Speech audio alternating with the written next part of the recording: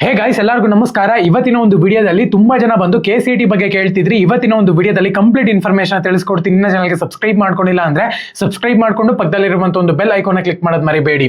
So ಮೊದಲನೇದಾಗಿ KCET ನ ಒಂದು ಅಪ್ಲಿಕೇಶನ್ ಬಂದ್ಬಿಟ್ಟು ಓಪನ್ ಆಗಿದೆ ಅಂತಾನೆ ಹೇಳ್ಬೋದು. ಪ್ರತಿಯೊಬ್ಬರು ಕೂಡ ಇವಾಗ ರಿಜಿಸ್ಟ್ರೇಷನ್ ಮಾಡ್ಕೊಂತಿದ್ದೀರಾ ಅಂತ ಹೇಳಿ ಅಂತ ಅನ್ಕೊಂತೀನಿ. ಯಾರೆಲ್ಲ ಇನ್ನ ರಿಜಿಸ್ಟ್ರೇಷನ್ ಮಾಡ್ಕೊಂಡಿಲ್ಲ ದಯವಿಟ್ಟು ರಿಜಿಸ್ಟ್ರೇಷನ್ ಮಾಡ್ಕೊಳ್ಳಿ. ಇನ್ನೇನು ಎಕ್ಸಾಮ್ ಅನ್ನುವಂಥದ್ದು ಹತ್ರ ಬರ್ತಿದೆ, ಲಾಸ್ಟ್ ಡೇಟ್ ಅನ್ನು ಕೂಡ ಹತ್ರ ಬರ್ತಿದೆ, ಎಂಡ್ ಮಾಡ್ಬೋದು ಅಪ್ಲಿಕೇಶನ್. ಪ್ರತಿಯೊಬ್ಬರು ಕೂಡ ಇವಾಗ್ಲೇನೆ ರಿಜಿಸ್ಟ್ರೇಷನ್ ಮಾಡ್ಕೋಬೇಕಾಗತ್ತೆ.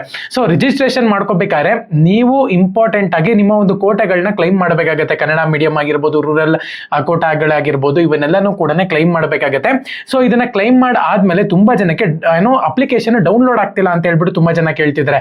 ಇದನ್ನೆಲ್ಲಾನು ಕೂಡ ಏನ್ ನೀವು ಕೋಟಾಗಳನ್ನ ಕ್ಲೈಮ್ ಮಾಡಿರ್ತೀರಾ ನೋಡಿ, ಈ ಒಂದು ಕೋಟಾನ ಡಾಕ್ಯುಮೆಂಟ್ ವೆರಿಫಿಕೇಶನ್ ತರ ಮಾಡಿಸ್ಬೇಕಾಗುತ್ತೆ. ಅಂದ್ರೆ ವೆರಿಫಿಕೇಶನ್ ಮಾಡಿಸ್ಬೇಕಾಗುತ್ತೆ. ಇದು ನೀವು ಎಲ್ಲೂ ಹೋಗುವಂತ ಒಂದು ಅವಶ್ಯಕತೆ ಇಲ್ಲ.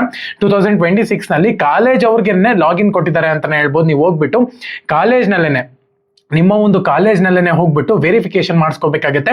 ಒನ್ಸ್ ನೀವು ವೆರಿಫಿಕೇಶನ್ ಮಾಡಿಸ್ಕೊಂಡಿದ್ದೀರಾ ಅಂತ ಹೇಳೋದಾದ್ರೆ ಅವ್ರಿಗೆ ಲಾಗಿನ್ ಇರುತ್ತೆ ಅಲ್ವಾ. ವೆರಿಫಿಕೇಶನ್ ಆದ್ಮೇಲೆ ನೀವು ಆ ಒಂದು ಅಪ್ಲಿಕೇಶನ್ ಫಾರ್ಮ್ ನ ನೀವು ಡೌನ್ಲೋಡ್ ಮಾಡ್ಕೋಬಹುದು.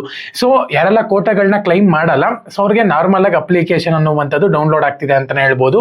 ಸೊ ಮರಿದಂಗೆ ಏನೆಲ್ಲ ಡಾಕ್ಯುಮೆಂಟ್ಸ್ ಇದೆ, ಏನೆಲ್ಲ ಕ್ಲೈಮ್ ಮಾಡ್ಬೇಕು, ನೀವು ಪ್ರತಿ ಒಂದನ್ನು ಕೂಡ ಅಚ್ಚುಕಟ್ಟಾಗಿ ಕ್ಲೈಮ್ ಮಾಡ್ಕೋಬೇಕಾಗತ್ತೆ. ಏನಕ್ಕಪ್ಪ ಅಂದ್ರೆ ಇದು ಲಾಸ್ಟ್ ಅಂತಾನೆ ಹೇಳ್ಬೋದು.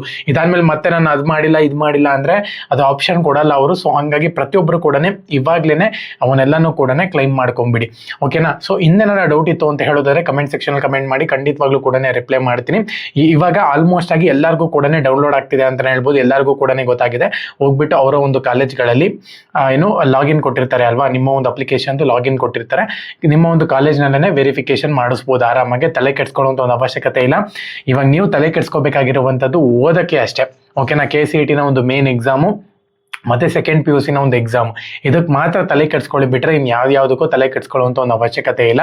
ಚೆನ್ನಾಗಿ ಪ್ರಿಪ್ರೇಷನ್ ಮಾಡ್ಕೊಂತಿದ್ದೀರಾ ಅಂತ ಹೇಳಿ ಅಂತ ಅನ್ಕೊಂತೀನಿ. ಯಾವುದೇ ಕಾರಣಕ್ಕೂ ಪ್ರಿಪ್ರೇಷನ್ ಇಂದ ಹಿಂದೆ ಸರಿಬೇಡಿ. ಇನ್ನೇನು ಸ್ವಲ್ಪ ದಿನಗಳ ಅಷ್ಟೇ ನಿಮ್ಗೆ ಇಲ್ಲಿ ಬಾಕಿ ಇರೋದು ಓದಕ್ಕೆ. ಅದಕ್ಕೋಸ್ಕರ ಸ್ವಲ್ಪ ಚೆನ್ನಾಗಿ ಓದ್ಕೊಳ್ಳಿ, ಓಕೆನಾ.